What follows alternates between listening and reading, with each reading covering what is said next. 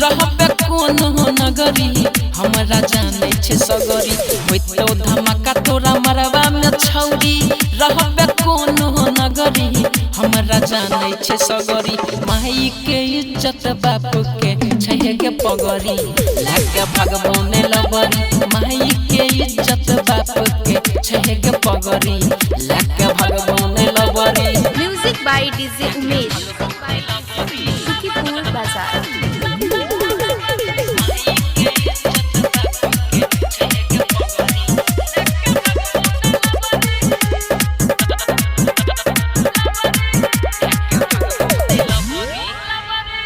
छिए खानदानी हम बड़का परिवार से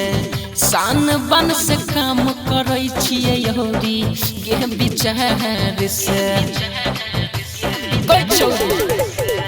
छिए खानदानी हम बड़का परिवार से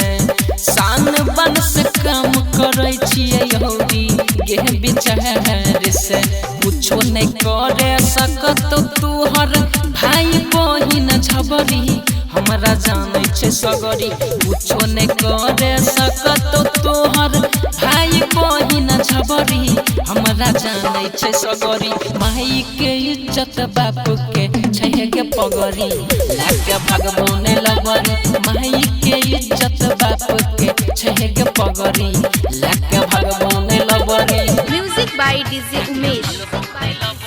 सुखीपुर बाजार।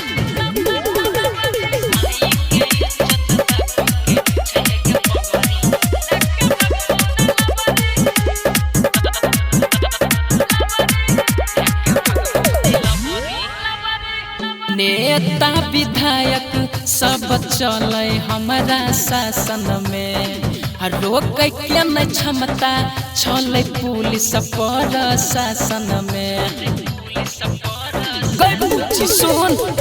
नेता विधायक सब चले हमारा शासन में